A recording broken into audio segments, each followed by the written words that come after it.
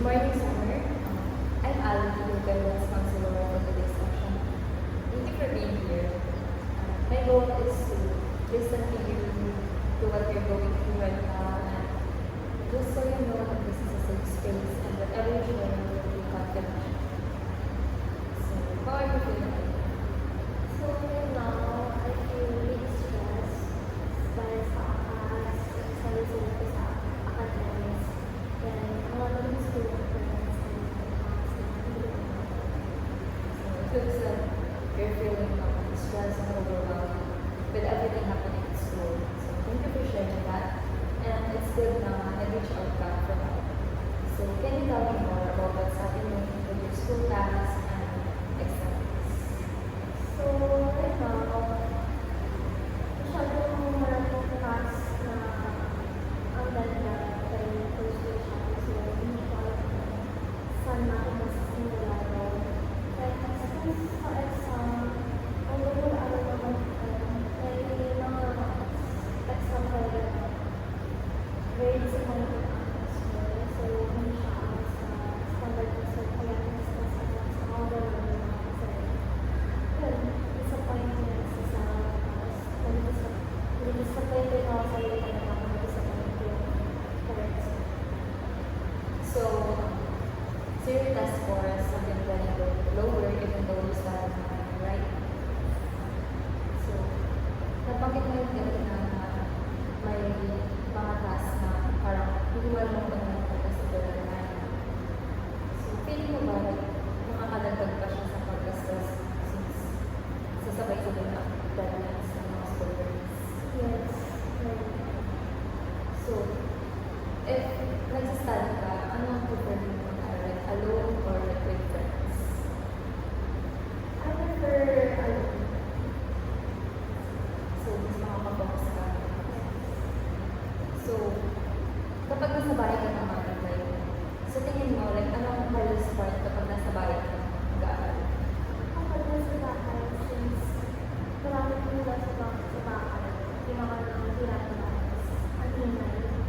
Hindi ako makapag-focus kung nag-aaral ako. Kasi maraming gawain bahay na atipahan. So, nawawala ako sa focus once na nasa bahay na. Hindi sa bahay.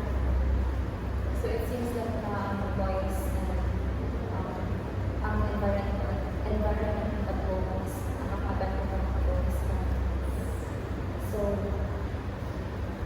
mas prefer mo mag-aral ng isa, like, so mas gusto mo mag-aral like, sa cafe or sa bahay niya pa rin. Gusto ko prefer sa cafe.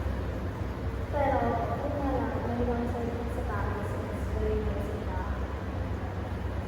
Pero kung ano yun, mas prefer ko yun. So, going back dun sa sinabi mo kanina, like, sabi mo kanina ka na sa mga schoolworks, sa deadline, sa pressure deadline, iniisip mo rin ba ang expectations ng parents mo? Yeah, yes. So, how does the pressure from your parents' expectation affect your motivation?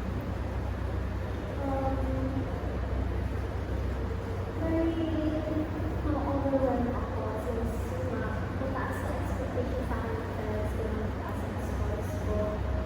So, usually, I feel very tired na pag naisip ko na pag ganito ang expectation ng parents ko, very mataas na kailangan ko i-reach. Nawawala lang sa motivation. So, since sabi mo mawawala ka ng motivation, so, do these feelings make it harder for you to start your class? Yes. So, okay, yung mga nag-feel mo, makakadagdag ka siya, like, mas nahihirapan ka gumawa ng task. Pero like, tinatry mo rin ba rin, nagtatry ka rin ba ng ways para like, magawa mo yung task mo, mapasa mo ang Nagdadala ko ng ways, pero nasa-isip ko, it's okay for me na hindi ko siya mapasa online. Pero I still do it little by little. So, yeah. I'm glad, despite the pressure, ginagawa mo pa yung task summarize kung ano yung mga sinabi mo kanina. So, you're feeling overwhelmed, stressed with your schoolworks, and your scores have been declining even nag-study ka naman. Tapos yung home environment mo pa, makadagdag pa, kaya hindi ka nakaka-focus sa pag-study mo. And then, sinabi mo yun na parang prefer mo mas mag-aral alone kaysa may ka-share ka. And, nafe-feel mo, you feel anxious because ayaw mo ma-disappoint ang parents mo. And yung pressure dahil sa kanila nakaka-affect din sa motivation mo mag-aaral. So, did I get that? So, sa lahat ng mga sinabi mo, sa na-experience mo yun, what do you think might help you feel more in control of your students? Ano mga possible solutions na naiisip?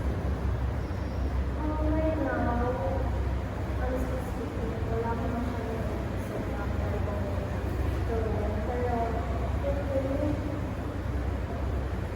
need ko lang ng class. Yun ang nakikita ko. Need ko lang ng class. Even for just 10 minutes din lang before ako mag-continue ulit. Para lang makulimay yung mind ko, makakina ako.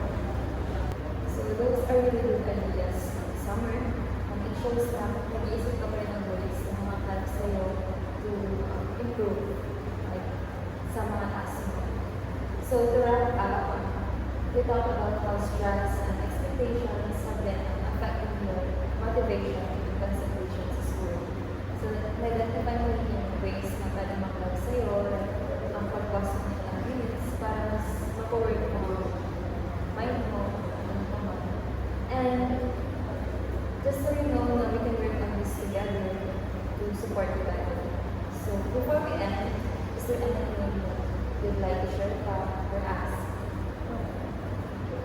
So thank you for listening to me.